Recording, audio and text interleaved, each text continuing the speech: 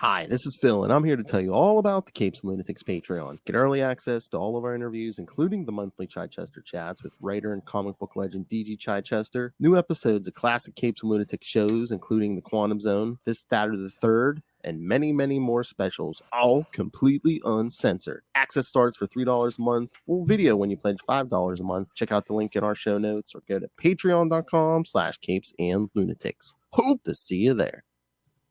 With blood and rage of crimson red, ripped from a corpse so freshly dead, together with our hellish hate, we'll burn you all. That is your fate. This is Red Lantern Russell from Tomes of Evil, and you're listening to Sector 2814, a Green Lantern podcast. I was gonna do the Red Lantern oath, but I don't think I could have done it any better. Welcome back to Sector 2814, the Green Lantern podcast. I am Phil. Joining me, as always, Master of the Green Lantern Corps. It is, I'm Will. Hey, everyone. and coming to you straight from the south of the universe. It is the number one Atrocitus fanboy, our friend Russell. Hey, the guy doing the intro there sounded like he had a lot more life in him than I do. But yeah, it's good to be here. Now he's another downtrodden married man. That's right, because this time we're going to be covering Rage of the Red Lantern. So, of course, Russell was like, I love Red Lanterns. I need to get in there. And I just so happened to conveniently have a Tuesday off, so Nice. it worked out. Nice. And I have to say, Phil, I got to give you major props for the new background. It's awesome. Yes, like I said, I hope to have a plan every time we do a different core. Yeah, just have a different, have all the different color backgrounds. United Nations of us. Nice. Hello, Noel. Oh, he's already here. Oh, right, of course, yeah. Oh, see, there's a guy over on the left over there. See, look, there's his stash. There's that porn stash right there. Uh-huh. Yeah. We'll get to that in New 52. All right, so yes, we're gonna be getting the Rage of the Red Lantern. So, Russell, what is it? I mean, I know you do a whole podcast, Tomes of Evil, on villains, but what is it about Atrocitus in particular and the Red Lanterns in general that you love so much? Well, I think it was the combination of, the Red Lanterns and Larfleeze and, Sinestro that gravitated me towards reading Green Lantern because, Green Lantern was something that was always on my periphery. But when I learned that, they've got all these different, color spectrum lanterns now, I thought that was the coolest thing.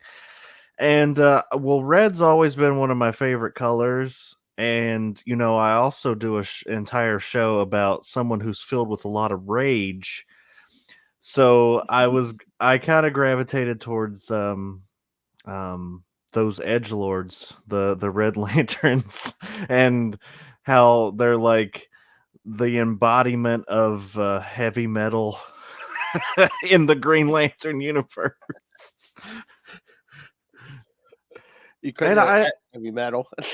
and I guess like we don't see too much of it in this story, but Atrocitus is actually somewhat of a sympathetic villain in some ways, and I think. Well, I mean, I know we did see when we did Secret Origin. Yeah, I mean, they had him. The Guardians had him crucified on that plane, basically supposed to hang there for all eternity, pretty much.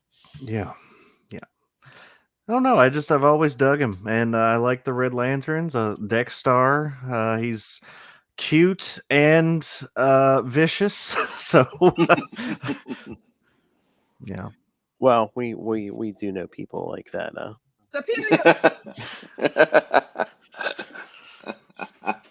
Nice. Well, it was really, we're going to get into this, but the thought that went into the way the Red Lantern rings work and the way they the power set that comes from, I mean, I think it was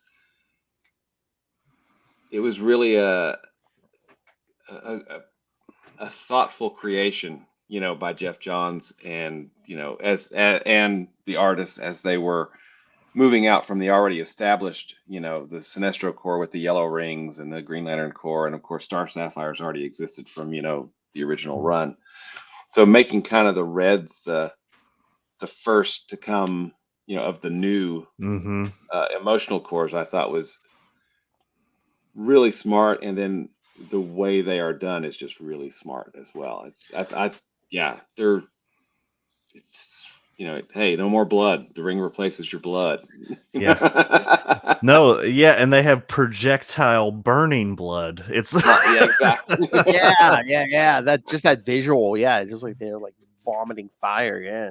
I just want to mention that it is really hard to tell people that your favorite character in Green Lantern is Atrocitus when he's co-created by a bigot that runs a separate comic thing now. But gratefully, he's not on any of the art in this arc. So yeah, I'd forgotten until you mentioned that the other day, Russell. I forgot he had co-created this. I was like, yeah. Yeah, does that? I mean, that's why anymore. Anytime I talk to any creators and they turn out to be nice people, I'm like, oh, thank God. Yeah, I'm like, I like your stuff. And thank God you're a nice person. Yeah, absolutely, absolutely. So before we jump into this arc, we typically talk about any Green Lantern related news, and I believe that Green Lantern War Journal number 3 came out today. Is that right, Phil? Yeah, I won't pick it up till tomorrow, but yes, yeah, War Journal 3 is out today with John Stewart. Yep. Awesome. Is that PKJ writing that? Yes, Phil Kennedy Johnson. Yep. Yeah. Yep. Cool. Yes, and of course, who's also writing the Hulk at the moment. Yes. Yeah. Yeah. And strangely enough, there's zombies in it. I don't know if that's just a coincidence, but zombies, they're everywhere. Sorry. They're popular. They're popular. I mean, look at the Walking Dead TV show still going. Well, they keep spinning that off and the stuff. Yeah. I saw where a Kyle Rayner compendium came out today. Oh, it did? Awesome. I've got to okay. Yeah, got to pick that up. Yeah, because what is it? Is it February or March? Well, yeah, Kyle's going to be in the regular book, and yeah, we're also going to get because Jeremy Adams is on the book, but Ron Mars is going to be co-writing that one because it's going to be Kyle Rayner's 30th anniversary. Love it. Yeah. Wait a second, Phil. Who did you say is going to be co-writing? Oh, I'm sorry. Hold on, let me get this right. Friend of the show, Mr. Ron Mars. You are listening to the Capes and Lunatics podcast. You're worse than Lil. Yeah. Hey, man, you got them. You got to use them. That's right. That's what Lil says. Don't pull them out unless you're going to use them. Wise words. So yeah, so there is a compendium. Nice. Okay. Mm-hmm. Yeah. Well, okay. Like I said, yeah, next year is going to be Kyle Rayner's 30th anniversary. Yeah, Hard to believe. I have this, but I figured that it's more than what's in here. This is just volume 1. Yeah, compendiums are usually pretty big. Or is it like a hard bet? Is it probably like a hard and bet, right? Yeah. As far as that one that you have right there, I don't know that volume 2 or 3 were ever actually released. I think volume 2 was, because okay. I saw it on Amazon, but volume 3 I don't think exists. But yeah, and this doesn't actually have that much stuff in it. Green Lantern 48 through 57, New Titans 116 and 117, and Rebels number 1. That's pretty much that's like the first year of Kyle Rayner, pretty much. Yeah. Mm-hmm. This one collects 0, 48 through 65, Rebels 94, New Titans 116, 117, and 124 and 125, Guy Gardner Warrior 27 and 28, Dark Stars 34, and Damage 16. Okay, so yeah, you said that one goes to 65, Green Lantern 65 then. So yes, that goes a little further. Mm-hmm. There's a little So more. yeah, and it's got some more crossovers there in it Yeah, too. the Titans and the Guy Gardner stuff. Mhm. Yeah. So cool. Very Yay. cool. Okay. So yeah, Cal Raider's been around 30 years. Still feel old yet up there, Pappy? Hey, get off my lawn. Oh yeah, that's what I told everyone when you didn't make it to the holiday episode last weekend. I said, I don't like it. We'll leave Will alone. He's our first official grandfather on the team. I am old. I am old. He's a What little was old that? man with big, tall sons. That's right. And one of them has a baby girl now. So yeah, Well, Penelope congratulations. thank you. It's weird trying to incorporate that into my being. You know, I'm not old enough to be a grandpa. Oh, wait. I guess I am. Forget about you, as Otis computed that. Yeah. Oh yeah, he's very very interested in the tiny human. Very interested in the tiny Yes, human. that's him in the picture behind. That's him in the picture behind Will. Mm. Yeah, that's what's this side. Yeah. All right. So we get to should we get to these issues? Let's do it. All right. Get to some of the synopses here. All right. Well, the first part, I don't know why we had to do a one shot for part one. There we go. Yeah. I mean, I guess tying in the Final Crisis, or maybe we just needed, unless they just needed an extra issue because Blackest Night is coming, so they're just like, okay, this is the hardest start for Blackest Night. We need more room.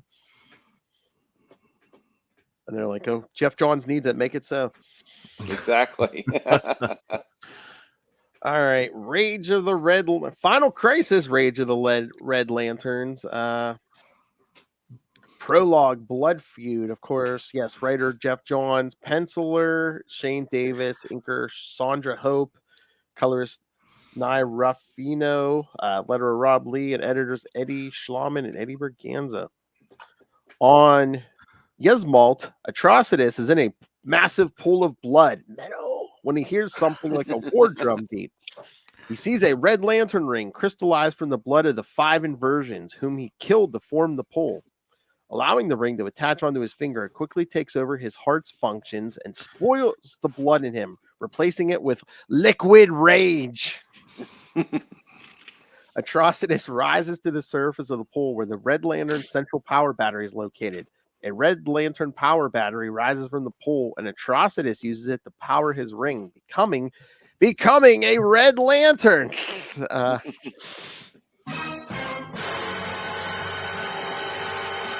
All right.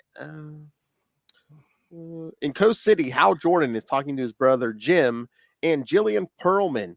He has the feeling something big is going to happen soon and wants to be able to have a talk before it happens. Hal then receives a message from John Stewart on his ring informing him that the Guardians of the Universe had decided to execute Sinestro on Corrigar, and the two of them are part of the escort. Hal excuses himself, saying he has official core business, but he really needs to talk to someone else about this. Heading out towards Ferris Aircraft, Hal meets up with Carol Ferris, flying a plane. He talks with her about Sinestro's execution, and that after Carol, Sinestro knows him better than anyone. Though Hal says he doesn't need justification, Carol says he has it, as Sinestro was the one who put Parallax in Hal. Will's favorite moment.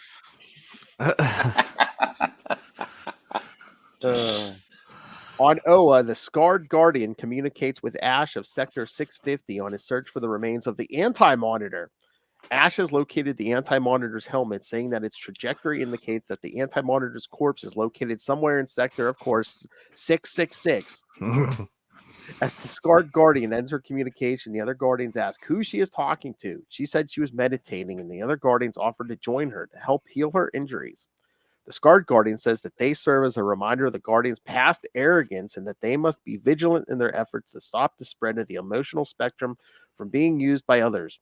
The Guardians discuss their impending diplomatic mission to Zamaron and Sinestro's execution.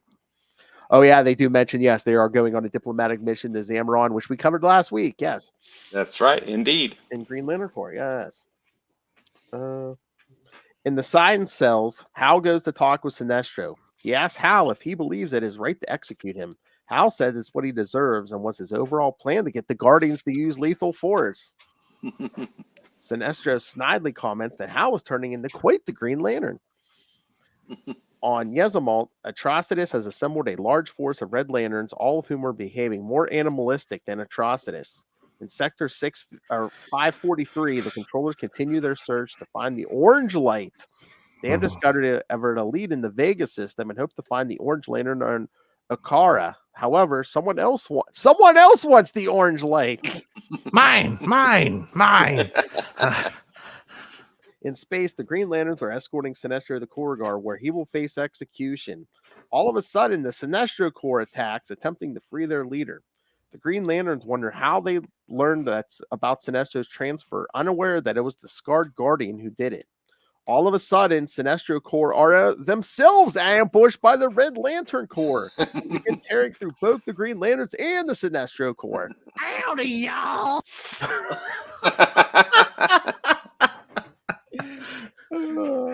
Atrocitus manages to grab Sinestro while Lara, overcome with rage, blasts Hal Jordan with her Red Lantern ring. It begins burning through their life support fields and corrupts their rings. Hal is left floating in space, unable to contact his fellow Lanterns and unsure how much power his ring has left. Suddenly, the ring's power levels begin rising to 100% and beyond, finally reaching 200%. Hal finds that he has been saved by Saint Walker, the first member of the Blue Lantern Corps. Saint Walker announces that Ganthet sent him to save both Hal and Sinestro, as they are crucial for the universe to survive the Blackest Night. Mm-hmm. Again, that name keeps coming up. I would. It's important. This comes up every week. Yeah. Yes. All right. Thoughts on this issue?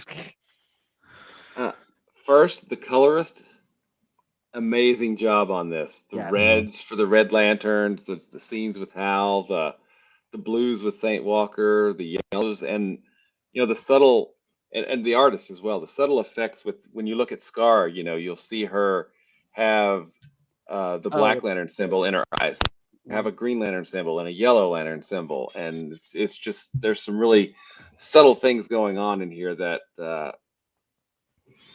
pay off as you read it. I mean, it's really an excellent issue, I think. Russell. So Russell, this is where your man comes. His big debut, yeah. I mean, I think it's really effective. Like they really devote a lot of time to setting up Atrocitus and the Red Lanterns, and boy, he must be a lot of rage in the universe, because he assembles that core pretty quickly. And I love this dynamic to where between Sinestro and Hal, like Hal is kind of, he says that I want Sinestro dead. I want him dead. And everyone's like, are you sure about that? And he was like, yes. And Sinestro is just like, you're doing great, Hal. You're doing exactly what I taught you. Good boy. Yeah. So, that smugness of Sinestro, that's going to like come into play in a upcoming, I think might be even the next issue, but yeah, I think it's a great debut. As like Will said, I think the colors really shine here. The colors, I mean, I feel like that's essential to shine in a Green Lantern book. You have to emphasize the colors. And our first appearance of Saint Walker as well. And I like the Blue Lanterns quite a bit. I'll talk about tragic backstory. We were talking off air about Dexter having a tragic backstory. Well, Saint Walker does too. Yeah, I thought it was really good. I think it sets up the Red Lanterns really well. Of course, they don't get a sprawling epic arc like the Sinestro Corps did, but it's still cool. Well, again, too, I think we're racing to Blackest Night, so I think they're just trying to squeeze everyone in as where they can. They're like Red Lantern's here, and then, like I said, 2 episodes from now, we're getting the Lar Fleas. So yeah, they're trying to squeeze because we already have. They're working on the the violet lanterns, the star sapphire. Yeah, and that's something that I was actually chatting with Mike about a little bit, my son. I was like, when you look at how fleshed out the Lantern cores are, Green Lantern is fleshed out. Sinestro Corps is really, we had a whole Sinestro Corps epic. We know exactly what the Sinestro Corps is about. The Star Sapphires are beginning fleshed out in the core book as well, because we get lots of things going on with the Star Sapphires there.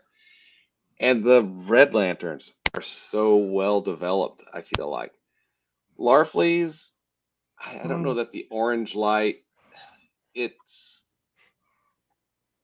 I haven't read the Larfleeze series, so up until Blackest Night, I don't feel like the Orange Lantern really got as much in-depth examination, as well as he's Gollum. Yeah. Yeah.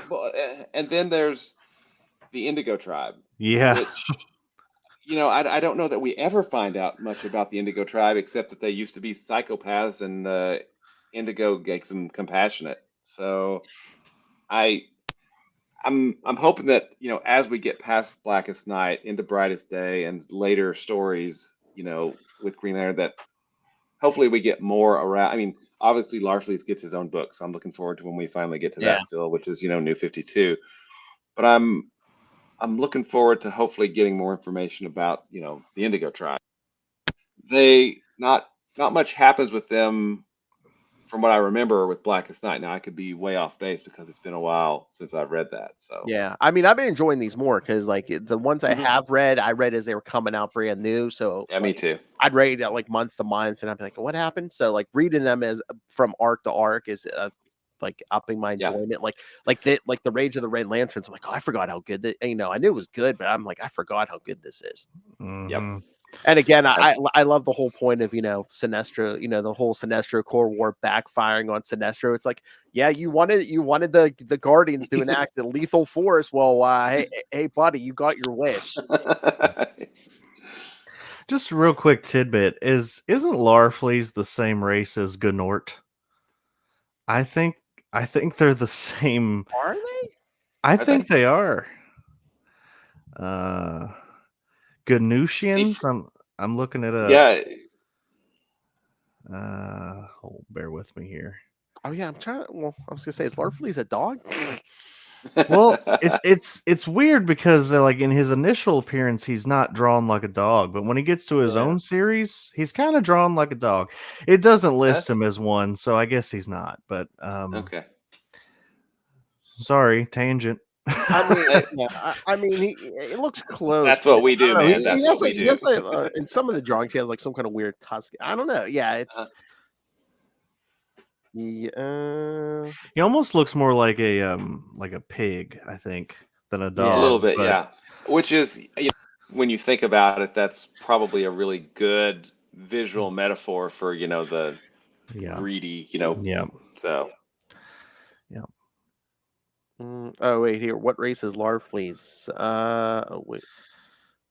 Shafilcuzian, SH apostrophe PI PIKUZZIAN. Lord.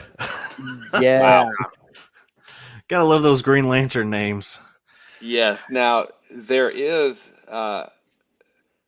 something I have read with Larfleeze in it, and that's the Christmas special. Oh, which is awesome. It's so good.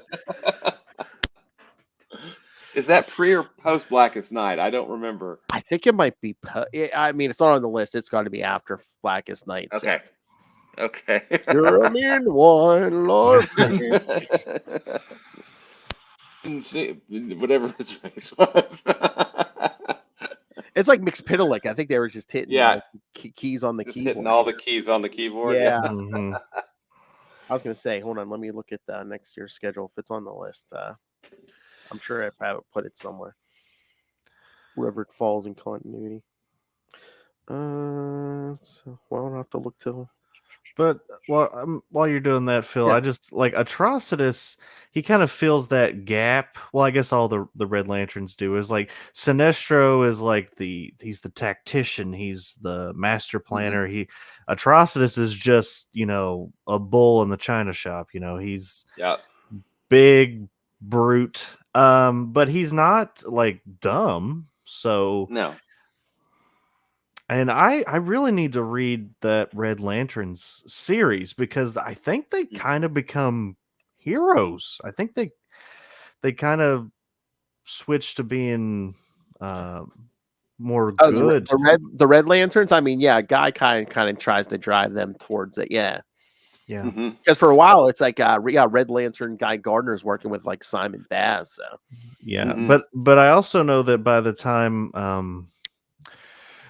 the series with Jessica Cruz and was it Simon Green Lanterns. Yeah. Yeah, Yeah. I think they were back to being evil by then. Yeah. But It's yeah, they get Guy out of there eventually. I think. Like I said, I never Mhm. read that whole series, but yeah, it's but maybe by Rebirth because it seems like they tried to turn some of the stuff back by Rebirth. But no, the Larfleeze Christmas special. We'll get to that in June. Will. Oh, okay, cool. It's Christmas in June. yeah, I know.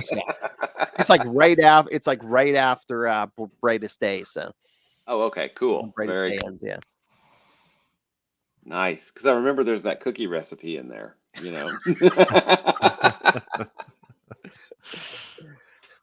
Step 1, bake cookies. Step 2, share with no one.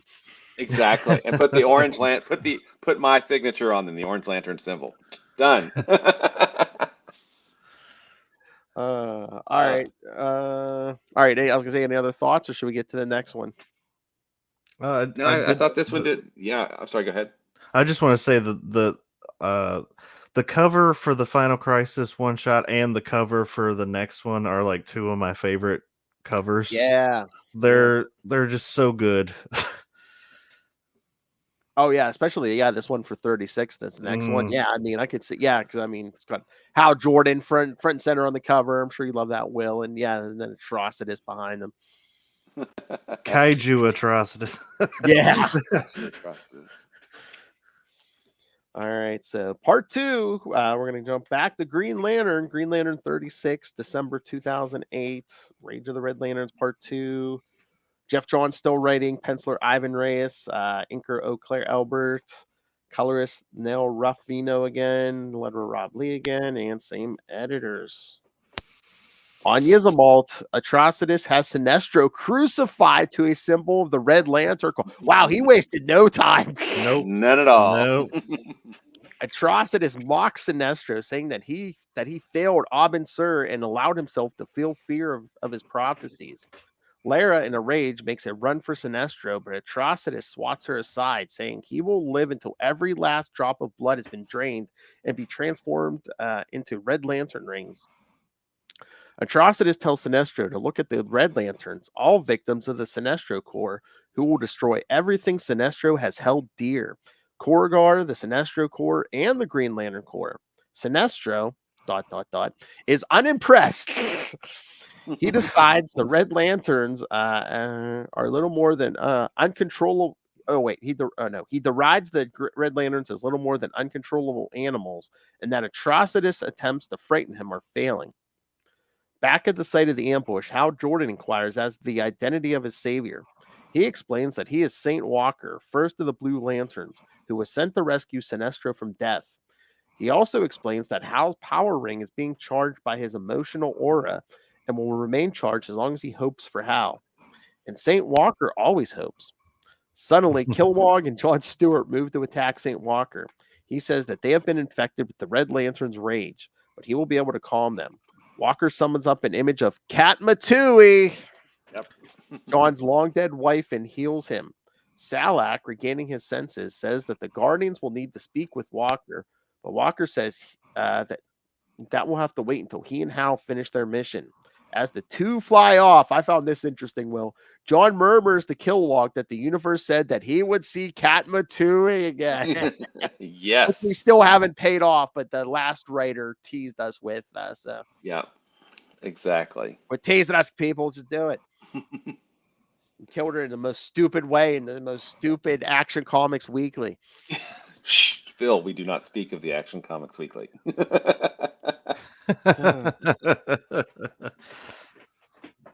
How? Well, the two of us and Oprah do not speak of it. Yeah. All right. Hal and St. Walker arrive at Odom, headquarters of the Blue Lantern Corps. It is a beautiful world where life is uninhibited and unrestrained. The closer Hal gets to the Blue Lantern central power battery, however, the more charged his ring becomes, threatening to implode. Walker takes him to Ganthet and Sade, who are speaking with Worth of Sector 2 on his role in Destiny. Worth understands his fate and accepts the Blue Lantern ring, becoming the Blue Lantern of Sector 2. Hal and Ganthet then talk about the Blue Lantern Corps and Sinestro. Ganthet wants Hal to save Sinestro, but Hal replies that Sinestro is beyond saving. Ganthet reminds Hal that many once said the same of him. Hal snaps that his actions were because of Parallax, while Sinestro made his choices of his own free will. Ganthet admits that it is unlikely anything could make Sinestro repent of his actions, but says that Hal and Sinestro are important to the universe to survive the Blackest Night. Take a shot. Oh yeah, take a shot, Lilith. Yeah. And that throughout we're gonna be mentioning that maybe one or two more times over the next 6 months, okay? your people are going to be dead ass drunk January 4th. And that throughout their time together, Ganthet may not have always been clear with Hal, but he has always been honest with him. Hal finally agrees to help rescue Sinestro. On Zamaron, several members of the Sinestro Corps are still trapped in crystals. Fatality's yellow power ring then announces that she is being infected until the ring turns into a Star Sapphire ring.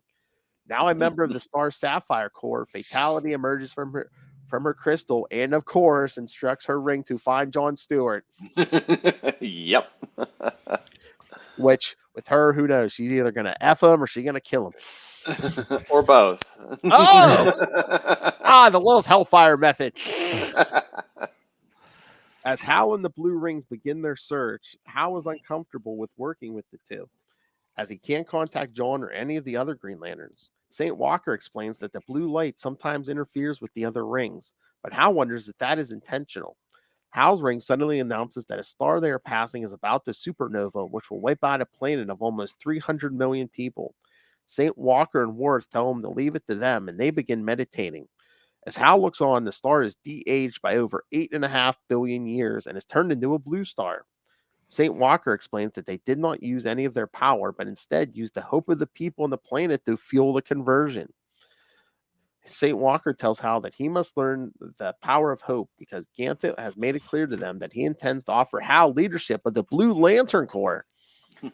On Yzamalt, Atrocitus has determined to find a way to terrify Sinestro.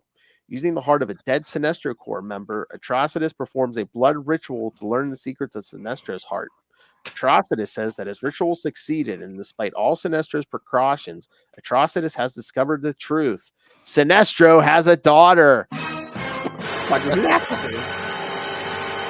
And for the first time, Sinestro, the master of fear, looks afraid. Thoughts? I think it's awesome, especially that ending. Sinestro has been this, sneering, like pompous, mustache twirling. Yes, nothing can defeat me. I'm never truly defeated, and he just looks so scared on that last panel, and it's a nice reveal. I think. I just love how weird all the Red Lanterns are. Like, there's the one, I just had to look up his name. His name's Zillus Zox, and he's just MODOK as a Red Lantern. Yeah, I think Green Lantern, it really is like the Star Wars of the DC universe, just because, like, you get all these weirdos that, like, only the diehard fans know all their names. It's like I know several names of the Cantina aliens, whereas most people are just like, "Hey, that's the Hammerhead guy. That's Moma Nadon, you uncultured swine." But anyway, yeah, I just love how like there's the Green Lantern is like its own universe. Yeah, I mean, yes, it's a part of the DC universe, but it's just this one giant its own thing. Hmm. It's Yep, kind of absolutely. it reminds me a lot of how like there's a lot of people out there that are just X-Men fans. And Mhm. like the X-Men is all they know about Marvel. I can definitely see there being like only Green Lantern fans who only know about Green Lantern. Mhm. But yeah, I think it's a really effective issue. We get a lot more with Saint Walker. I think Warth is really cool. He's like an Indian Middle Eastern deity elephant, and I love it. Yeah, it's a great issue. I don't think. I mean, I think this arc suffers a little bit in the second half, but this first half I think is really good. I mean, it's interesting where it's like, remember after Rebirth, Will, it's like, the Green Lantern Corps started right back up. I mean, we had 7,200 Green Lanterns, two for each sector, but it's like Blue Lanterns, they're taking their time. It's like, how many got so far? Two. 2. 200, 2,000, Two. 2. Oh, and when Saint Walker saves that saves that sun, I'm like, how strong are these guys? Seriously.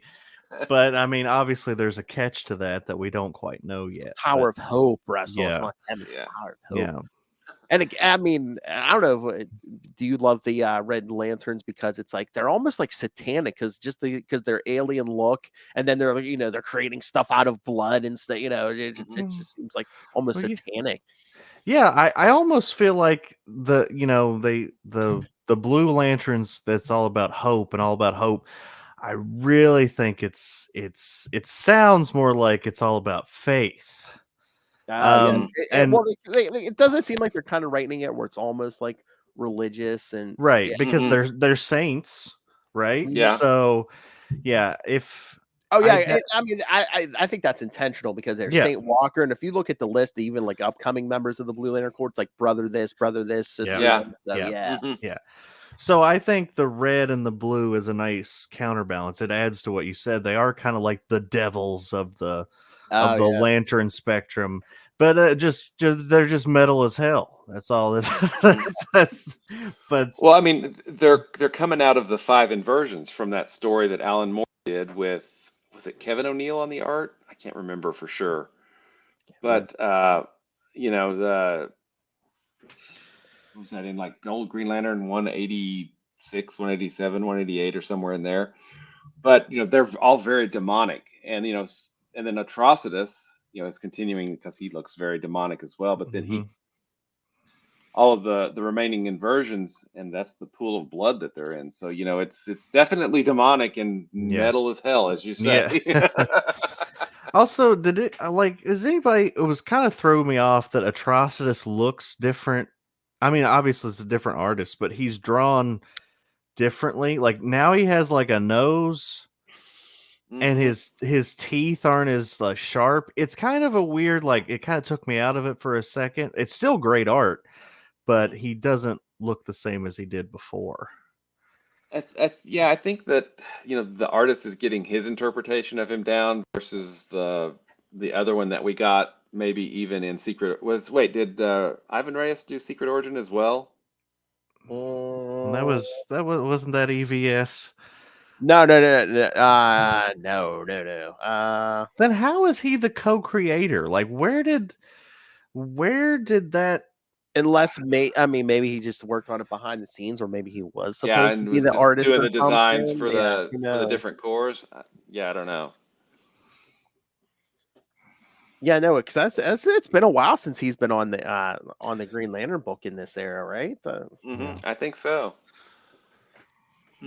But yeah, I mean, yeah, this seems like it's like we with this storyline we've taken the next step because when we had the Green Lantern Corps and the Sinestro Corps, it's basically just like two military, two sides, their militaries going at it. But now, like we said, with the Blue Lanterns and the Red Lanterns, it seems like heaven and hell have like entered the fight in it. Yeah. Now it's a holy war. Yeah. And we haven't even thrown in the Star Sapphires yet. Oh boy. So I love that Fatality just looks like classic Carol Ferris Star Sapphire. It's like she just looks exactly like her. I'm like, what do they all look like that? I don't. Yes. Well, that's the thing. She's like, she is from Xanshi, of course, the planet Jon Stewart destroyed. I mean, she looks completely human, except she has like kind of like Spock ears. Besides that, yeah, she looks pretty human. So, well, and I argue that, okay, he had 4 seconds when he got there to the yellow bomb. Oh yeah. What would the Martian Manhunter have done? Yeah, because it's like, oh, you didn't let me help. It's like, what were you gonna do? What are you gonna do, dude? Turn the whole planet intangible? I don't think you could do that. Eat the bomb? I don't know. Oh, that would have been funny. Oh no, I'm sorry. It's like, yes, go, yes, eat the planet. Nom nom nom. Oh, doesn't Martian Manhunter end up as a Black Lantern? Because I think so. Because I think they did kill him off. He's dead at this time. Yeah. Yeah, they brought. I think they used that to bring him back. I think Aquaman. They did. Yeah. Aquaman, Firestorm. Yeah. The Hawks didn't. One of the Hawk. Maybe. Yeah. Maybe it was Hawk from Hawk and Dove. Oh well, yeah. Yeah, because then they brought Deadman back too. Well, that's the during Brightest Day. Yeah, well, that's the thing. Yeah, that's the thing with Brightest Day. They show it's like, oh yeah, all the Black as Night brought all these people back. Didn't they even do like Earth 2 Superman or something as a Black Lantern? I think so. Yeah. Yeah, it's like, wow, you're really digging. Well, I mean, he did die in Infinite Crisis. Well, again, written by Jeff Johns. So yeah. All right. So should we get to the next part? You bet. All right. And I have an issue with this issue. Haha. Oh. Whoa. Wordplay. All right. Is it the last page? Is that the issue? A couple of pages before last. What is your issue? How Jordan is popular in this arc? Well, it's the of Lyra, right? Oh yeah, one of the Lost Lanterns. I feel like she was ill used. I agree. Because I wasn't like right before they did Secret Origin, they did like her like trial. Yeah. And anyway, go ahead, Phil. Sorry. Yeah, sorry. But I mean, she does look good on this cover. This cover is that. Yes, excellent cover. The art, but even the colors, all of it. Yeah. All right. Green Lantern 37, February 2009. Rage of the Red Lanterns, Part 3. Same team as last issue. All right. Shorter synopsis. Cool. St. Walker tries to convince Hal Jordan to convert to a blue power ring while they fly in pursuit of Sinestro with Brother Worth. Jordan leaves the Blue Lanterns behind and finds that while near Yzmalt, his ring has interference and he cannot contact any other Green Lanterns. He finds Sinestro bleeding attached to a Red Lantern crucifix. Jordan has flashbacks to previous experiences with Sinestro. He is suddenly attacked by Red Lanterns Vice, Bleeze, Vion, Lara, and Atrocitus. His ring's power levels rapidly drop as he is submerged in the red waters. He sees Lara as a Red Lantern for the first time. Atrocitus almost loses Lara onto Hal, but several Sinestro Corps members distract the Red Lanterns in an attempt to rescue Sinestro. St. Walker and Brother Worth arrive and quickly incapacitate most of the Red and Yellow Lanterns, but Hal is attacked by Lara and promises to never let her get lost again. When he does this, Lara asks him to help her, but is murdered by Sinestro. Jordan flies into a rage and attacks Sinestro, planning to kill him.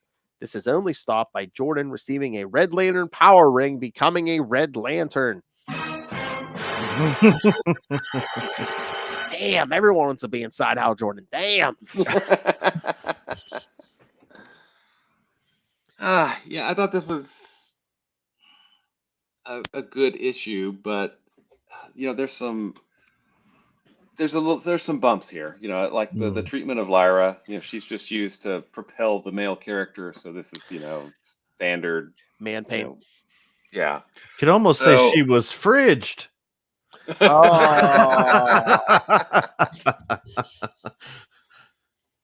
Yeah. Mahler's But hair.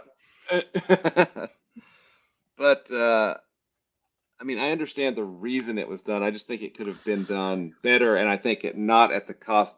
I think it happened at the cost of her character. Yeah. Ultimately. But in Raging Hal, who's which coming out of Secret Origin, which Phil and I we did that 2 weeks ago, finished off. Hal had to deal with his anger to become a better Green Lantern, at the very beginning. So the fact that he still has some anger, I think works, especially against Sinestro, works really well. I think it was a little bit out of character too for Sinestro to just straight up murder Raider, because. Well, I mean, they did right. He had that line or dialogue in the last issue where he's like, "Oh yeah, you Red Lanterns are basically just animals, mindless animals." I get it. In his mind, I think he's just like, "I'm putting out a dog putting it down." Yeah. So yeah, I can get that. I hadn't considered that. He's also been strung up to that cross for who knows how long. He's probably just lack of blood and stuff. Yeah, dehydrated. Yeah, he might be a little annoyed himself. They also threatened to go after his daughter too. Oh yeah, that's true. Yes, that is true. But I see him more going after Atrocitus for that, because Atrocitus is ultimately the ringleader. The ringleader, and the one that's... That was nice. I didn't get that when I said it. Nice. But yeah, that's really kind of my only issue with this part of the overall arc, is that I really think it came at the cost of Lyra. I mean, when you get right down to it, the Lost Lanterns have not fared well. We have lost a lot of the Lost Lanterns, and it would have been nice. I mean, we brought them back. It seems like, why not use them? If you're going to bring them back just to kill them, why bother bringing them back? I mean, I don't know. Do you think we could have gotten the same rage effect with Hal if Sinestro had mowed down a bunch of characters we had never seen before? Or did it? No, I don't. Did it have to be a Lost Lantern, because it's like, Hal was like, I dishonored them at Emerald Twilights. He was trying to make it up to them, and now he's never gonna have the chance to make it up to Lyra and stuff. And well, and maybe they're doing interesting things with Boudica. She's an Alpha Lantern now. Maybe have her get injured and nearly killed, or maybe have Lyra get nearly killed. Not straight up murdered. By Sinestro. I think you could have had the same end effect without completely killing that character. But that's at least that's my only qualm with this issue.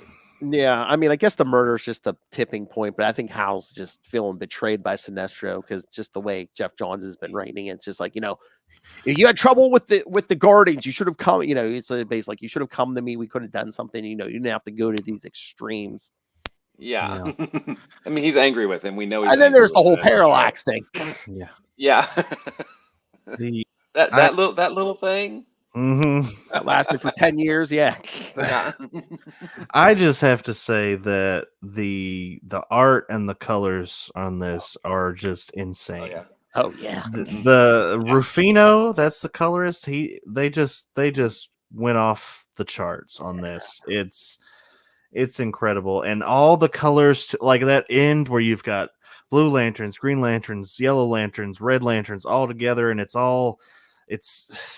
amazing. I just love this. It's a feast for the eyes. Absolutely, I agree 100%. I also love how like those close-up shots of Lyra when she's like, you can see like she's gone. Like there's nothing in there. She's just a beast now, pretty much. One little touch that I noticed all the flashbacks with like Hal and Sinestro are tinted yellow. Oh, Nice. I missed that. That is a But- very nice. But the flash forward, like the possible future, is tinted red. Oh, nice. See, it's those little details. Yeah. I Mhm. also I really enjoyed the Red Lantern's little surprise attack. There's only one life form on this planet. And okay, Sinestro, and Sinestro's like, look out, and they just spring out of the blood and they're like, hello. But yeah. Welcome to our planet. Yeah. Greetings from Yzmalt. Yeah. Yeah, I thought art wise, this was. I mean, it's hard to beat this. I mean, Ivan Reyes, we know he's like a master of art, but the colors are what I think that's the shining. No pun intended. The shining light of this story. I do love the scene with Sinestro getting his ring, and Tekik brings it to him and says, "It is an honor to carry your ring." And Sinestro says, "Yeah, yes, I know." You are A, correct. a very, very Sinestro thing to say, right? Oh yeah. So I'm not like as well versed in Green Lantern stuff as you guys. I mean, I read all of Sinestro Corps War and this, and a lot of that. But so there's the Sinestro Corps member that looks like Tomar Ray. Rotar Rue, Yeah. I think. And I've always loved that design of Tomar Ray, and I just didn't really know like if he has like a backstory. Do we know anything about him? Like, were they related? Well, I mean, they're the same species. The same Yeah. species, yeah, but Mhm. Oh, yeah. here Well, we go. I just looked it up. Romat Rue is the most vile serial killer in Xandar's history. Oh wow. Wow. So we had Tomar Ray, then Tomar 2 is a current Green Lantern. Mhm. Well, current as we're reading this, I believe. Is that right, Phil? Tomar 2? I think so. Yeah. I think he's related to Tomar Ray. That would make Mm, sense. Yeah. Well. Yeah. Oh, you mean Tomar? Wait, Tomar Ray and Tomar Rue. Tomar 2. Yeah. I think is it father and son, or is it like? I was thinking it might be, but I don't remember for sure. I thought because I thought he's talked to Hal before about his father, knowing his father Yeah. and stuff. I think it's father and son. Yeah, I think you're right. But yeah, Romat is yes, the worst serial killer in the planet's history, responsible for the deaths of thousands of children. Oh, Gosh. wow. Yeah, so Sinestro only goes for the top tier guys Yeah. and gals. like Batman. Yeah. Oh. Ray, I didn't do it. Batman, Uh, my favorite Bravo. character. Into the Dark Knight. All He ain't gonna hear this. He's too busy playing Marvel Snap. Yeah, he's too busy playing Marvel Snap. He's not gonna hear this. But yeah, I mean, I'm just looking at the imagery of this issue again. It's like this planet Yzmalt. It looks like hell. Mhm. Yeah, it does. Yeah. Even down to the flaming cauldron with skulls around it and stuff. Yeah. I didn't read or reread Secret Origin before this, but do we know like Atrocitus's whole family and all that were wiped out by this point? Like, Yeah. Mhm. okay, Everybody in Sector 666 was except the 5 inversions. yeah, Yeah, by the Manhunters. Yeah. Mhm. okay. So yeah, so we know that he's like a somewhat sympathetic character. I mean, he's going about it the wrong way, obviously. Yeah. But I also I love that the decision to make Hal a Red Lantern at the end of this, because I think that everyone has felt rage Mhm. like at some point in their life, and I think it really like puts you in his mindset, like, oh, like this is how this thing works. I'm just so mad, and it found me, and it overtook me that quickly. And I think it just shows you that rage, um, it's universal. Well, one of the things that I really like about, I mean, kind of the meta commentary is that emotional intelligence is extraordinarily important, right? Mhm. You need to know yourself and what your emotions are so that you can, not necessarily control them, but better understand yourself so that you can, I guess, in a sense, control them, but they don't control you. Now, one of the things that I see like that there is okay, the green is the middle. On the right-hand side, you've got the good emotions, and on the left-hand side, you've got the bad emotions. But I don't like that it's treated that way because all of these emotions can be good to a certain extent. It's only when you take them to the extremes that they Right. become dangerous, and all of them become dangerous when taken to the extremes. I mean, the star sapphires are pretty freaking scary, okay? Throwing you Yeah. in a crystal and brainwashing you. Yeah. The red lanterns are, you know, bestial fury, right? They can be scary too, but rage and anger can, help you cope to a Right. certain extent as long as you don't let it overtake you. So And I fear keeps you safe. yep. Yeah, I mean, fear is not inherently a bad thing. I mean, we have it for a reason, you know. hmm And they talk about hope. Hope is a good thing, but only if, and Atrocitus says it straight up, but hope is only good if you've got willpower to make Mm-hmm. it become a reality, right? Yeah. Because as soon as Hal's ring goes dead, the Blue Lantern rings go dead. So they're Mhm. dependent upon Green Lantern rings, which is, I thought, a really, really nice touch, you know? Yeah. Well, and I may be spoiling something. Is that where Atrocitus says it? Yeah. Sorry, we're going to get into that in this coming Yeah, issue. I was gonna say let's get to the last issue, then we'll Well, talk. just one more thing is like I love like kind of jumping off what Will said. Like green and blue are basically the traits of the Jedi, hmm and yellow and red is the trait of the Sith.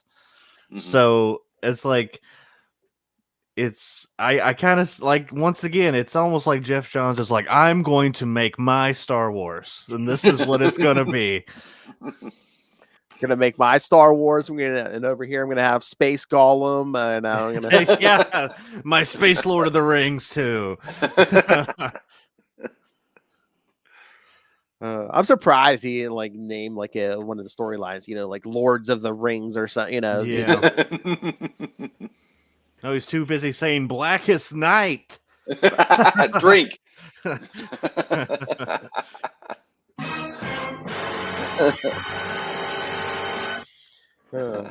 All right.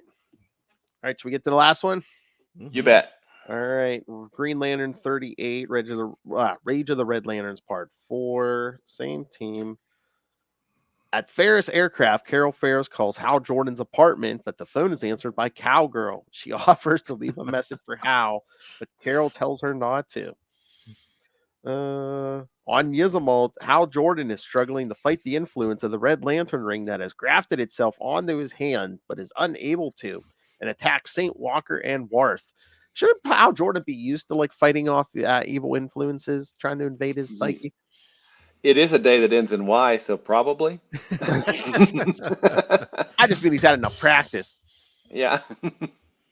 Hal continues to fight, but the Red Ring continues screaming into his mind about Lara's death. His willpower is strong enough that he can actually form constructs out of the red energy. Atrocitus mocks Sinestro, saying that he has failed his student, but Sinestro counters that Hal stopped being his protege a long time ago.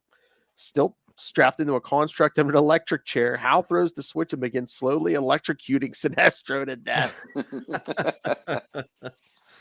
Threw another Sinestro on the Bobby.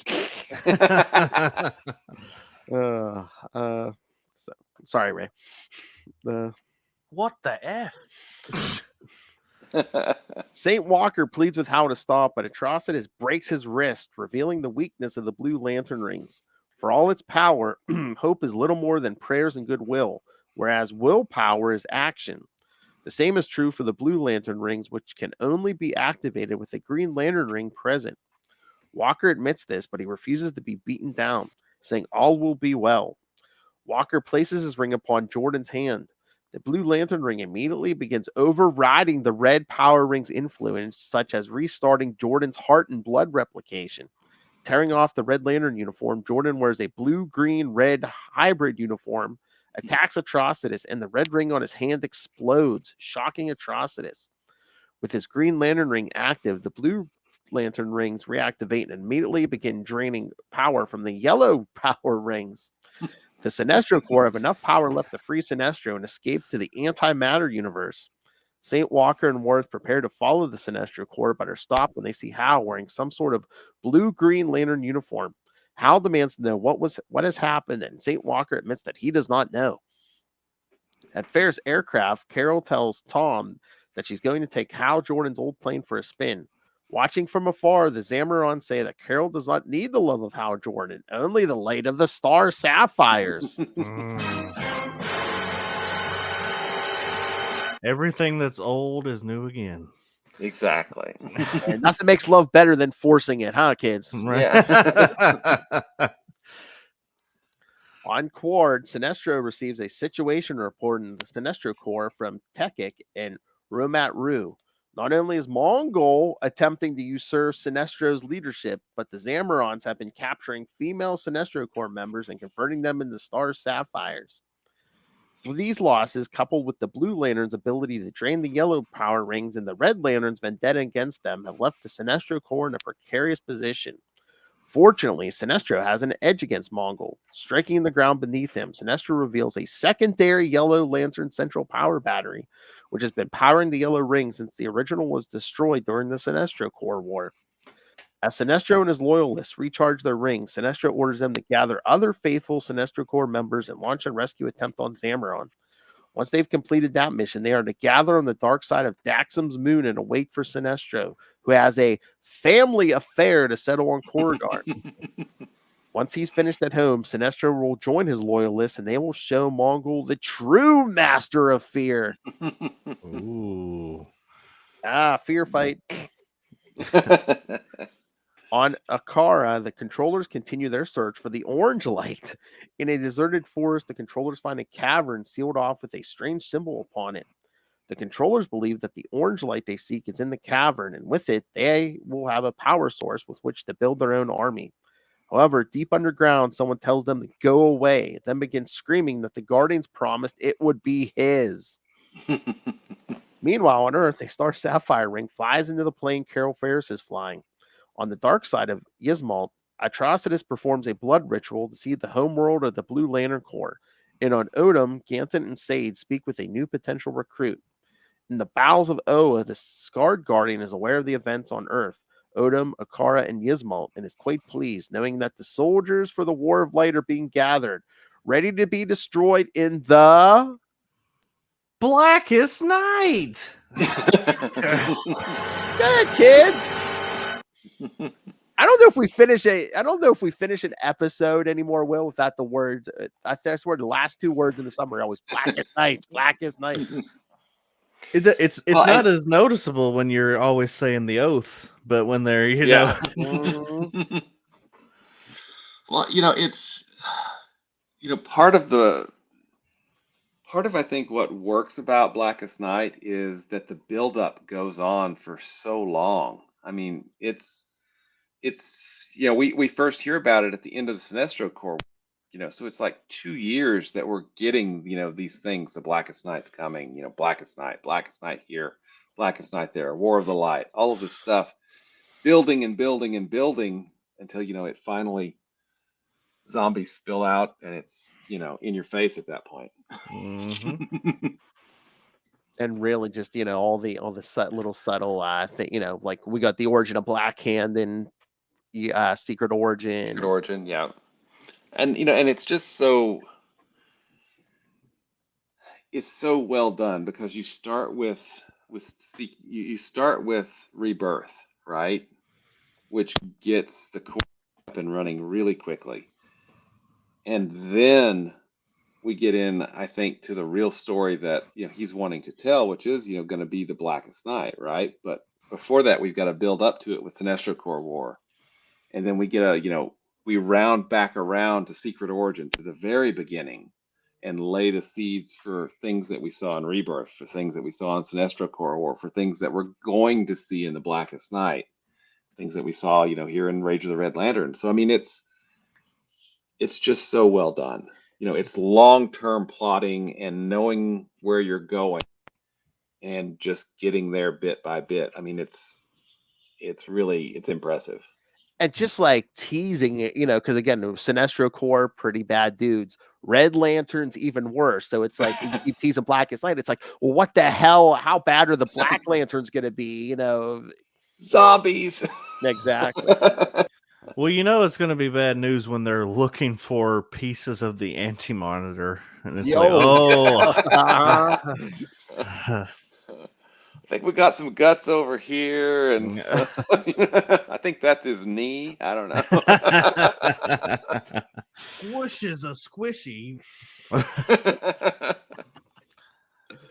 I think this arc was, aside from my dissatisfaction with the fate of Lyra and how her character, I feel, was misused. Yeah, I don't think it was really good, and we get a cliffhanger of it with Hal having green and blue at the same time, and unable to take he can't take the we're going to find out that he can't take the blue ring off until he has hoped or something. I can't remember. It's weird, but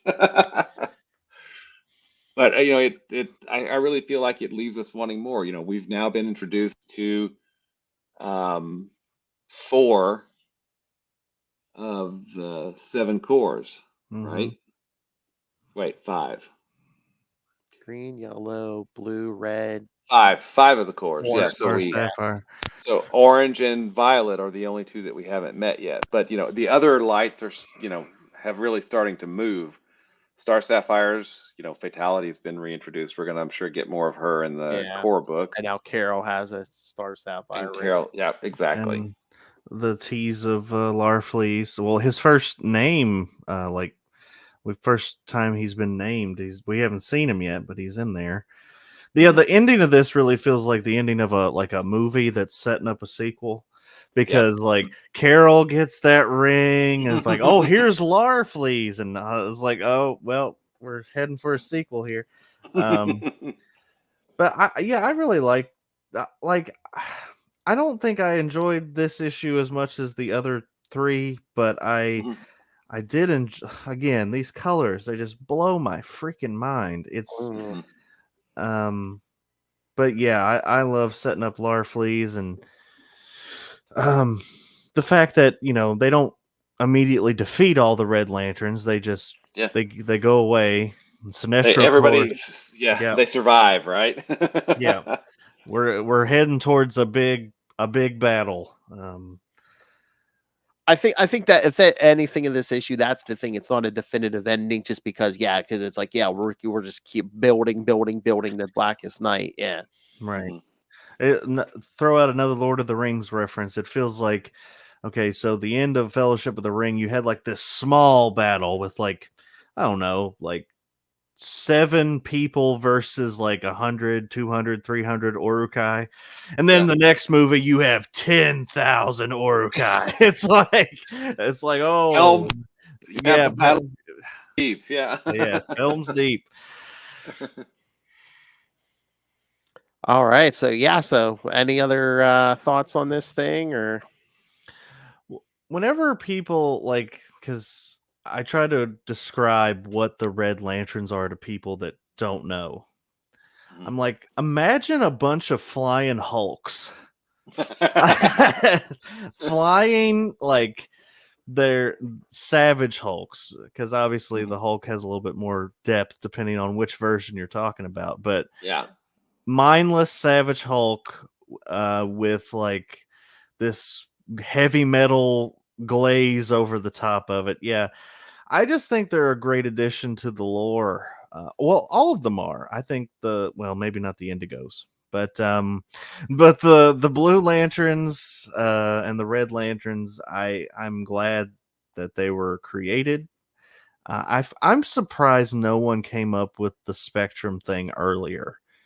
I know it's such because it works so well with the history. Because there was already a yellow ring. I mean, that's back from Sinestro's first appearance in what was that, 61? I think. Then yeah. Yep. And it wasn't long after that we got a Star Sapphire, right? Mm-hmm. So there was another color at play there. And then, it wasn't until 2005, 2006 that Jeff Johns comes along and says, "Oh, hey, we have a spectrum. Green's in the middle. Roy G. Biv. Red, orange, yellow, blue, indigo, violet. Violet's the Star Sapphires." So, I mean, it's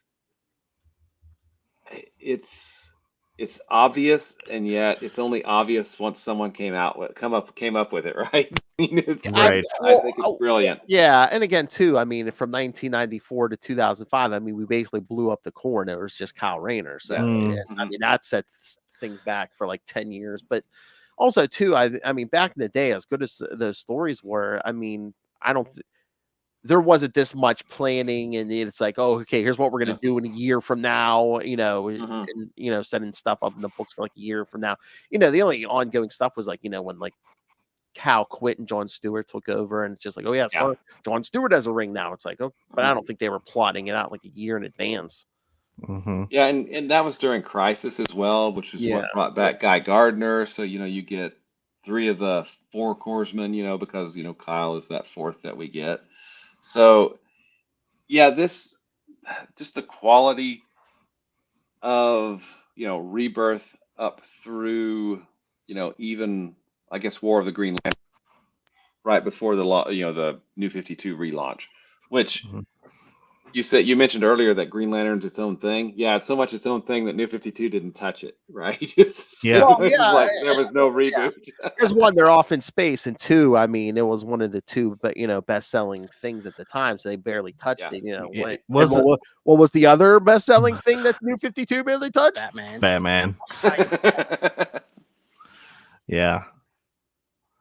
But yeah, I mean, it was good for the Green Lantern stuff, but it's like, yeah, when you're rebooting the entire universe, but it's like, yeah, we don't really need to do, it's like you completely you change Superman's whole history around, you change Wonder Woman's whole history around, but it's like, yeah, Green Lantern's really not going to do nothing.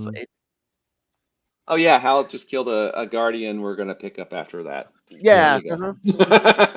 Oh, and then in the terms of the Batman thing, is like, you mean to tell me all of Batman's history happened in 5 years? Yeah, he had 4 Robins in 5 years. Yeah. Okay. And then Rebirth happens, and it was like, you've lost 5 years of time. It's like, what?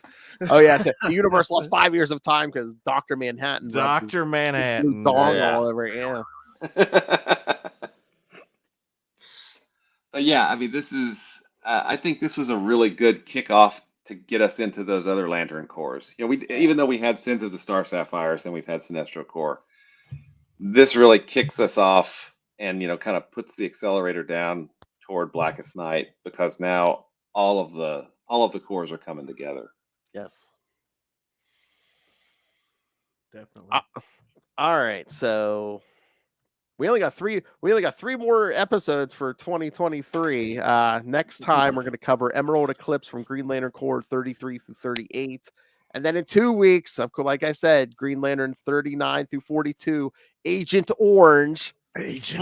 Cool. And then again, the last episode of the year will be episode 150. So Will and I will take a little break and do probably a bigger episode for Green Lantern Earth 1, Volume 1 and 2. That's going to take a while, because I was looking, I think your Volume 1's like 100 some pages. I was like, oh boy. And that reminds me, they actually, I thought, did a really good job with Larfleeze in the animated series. The Green Lantern, the animated series, I thought they did a wonderful job. They also, I think, did a good job with the Star Sapphires. And we know that when season 2 was kind of planned, but when a certain movie bombed, we didn't get season 2. But we knew that they were planning for Blackest Night because there was a Blackest Night book, like in one of the final episodes, one of the Guardians had a book about the Blackest Night or something, and we knew cool stuff was coming, but unfortunately, it never really got here. But if you get a chance, and you're watching this, or Russell, if you get a chance, Phil, watch the animated series. I watched it a year or two ago for the first time. I've watched. I need to rewatch that. Yeah. I want to go back and rewatch it because it's just so well done. It's so well done. And the Red Lanterns are like the main villain of that. Exactly. Yeah. Atrocitus is in there. We get Razor, who's a new character for the animated show, but we also get Aya, which is the ship, and then Not, which I hope is not too spoilery. But we get the freaking Anti-Monitor. We get Guy Gardner. Yeah. We get Chip. We get Salak. I mean, it's good old Chip. Is Gnort in there? I don't remember seeing Gnort, but I think that's what I remember most about the early episodes of this show is listening and hearing about Gnort. That's the one. He gives me his bone. Oh man. All right, so yes, kids, all lots coming up, and again, January, February, March is all Blackest Night. Drink. It's all you know what. All right, so send us your thoughts. Email us CapesandLunatics@gmail.com or call the voicemail 614-382-2737. That's 614-38-Capes. Again, Russell, if you can't ever make it, if you're working, send feedback, man. Yep. All right. Remember when we did the Quantum Zone, Will, all about Quasar, and Ray used to send weekly feedback? Yeah, I guess he just doesn't like us. Every week. He doesn't like us anymore. I understand. He likes the Marvel Snap. I'm going to go cry in a second. He likes the Marvel Snap more. Ask his family. He likes the Marvel Snap. A couple of balls down the gob. And again, you can find all things Capes and Lunatics episodes, social media, merchandise. And again, the Patreon, which again is our own little multiverse. You never know if you're going to get a drunken Lilith Hellfire, a sober Lilith Hellfire, but they're all angry Lilith Hellfires. So please subscribe. Red Lantern Lilith over there. So so find it all at tubespace.io/CapesandLunatics Podcast Network. That's tubespace.io/CapesandLunatics Podcast Network. All right, I guess I should let our guest go next. Russell, tell us where else you podcast about the other green characters. Yeah, I'll only plug one because it's too much to always plug this. Why Justin always does all 50 No, he's good enough for both of us. I will tell you about Gamma Charge, the strongest podcast there is all about the Hulk and all the other Hulks of the Marvel Universe. Right now, we are every month we do a live episode where we cover the new issue of Hulk, and we're going to start doing Sensational She-Hulk as well. And then we're alternating between continuing John Byrne's Sensational She-Hulk, even though it's not John Byrne anymore at this point, it's somebody else, and Immortal Hulk. Oh, nice. But we have 3 episodes a month over there. We got a Patreon. It's lots of fun.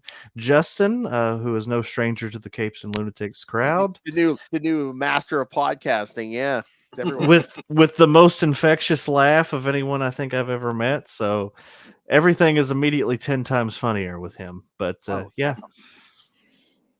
that's all I got. I spend too much money on tobacco and Mountain Dew. Howdy, y'all. Howdy, y'all. You can slather up my Cobra. I don't- licked around the rim of Ronald Reagan's keister. I don't feel like I'm the same Russell that I am on that show. Standard Talk Universe, yes, where you, me, and Justin talk all the new Transformers and G.I. Joe stuff. Yes, no. Oh, that last one just got crazy. He's cradling my nuts. All right. All right, follow that up. Mr. Will, master of the core, master of the quantum zone, master of podcast, master of your own Kickstarter comics. Where can people find you? Well, you can find me at Walred. That's at WALLRED at Gmail and Facebook and Twitter. I refuse to call it X, although I'm thinking about hopping off that platform because I think you have an lots of account, but I reasons. don't think you're ever on there. Well, Yeah. no, you are. I'm over on Blue Sky, probably on Mastodon, maybe on Instagram. I don't remember. Anyway, if you can't find me, you're not looking too hard. If you would like to check comics that I write, you can do that at Crossover Division at crossoverdivision.com. Thank you, sir. Yes. Which is an ongoing series. It's going to be 20 issues. We're going to do Kickstart number 5, hopefully in January. So that should be on Kickstarter in January. And if you'd like to check out Diary of Night, you can do that at diaryofnight.com. And finally, you're here listening to us. You obviously have great taste, which means you probably love Marvel's Quasar almost as much as Phil and I love Marvel's Quasar. And if you'd like to find out more, you can do that at the Quantum Zone, quantumzone.org. And we should probably send Lilith a red ring. Yes. I'll put it in my navel. Hey, boys, you look at the party? I love the party. He goes limp in my grip. Hope it's going somewhere nice. And of course, our favorite, the line of dialogue from a 90s Fantastic Four issue written by Mr. Tom DeFalco. They aren't even attempting to enter our orifices.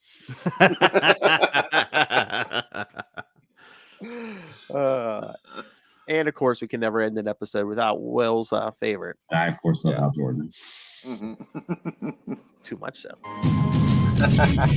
All right, kids. Thank you for joining us again. Next time, Emerald Eclipse from Green Lantern Corps 33-38.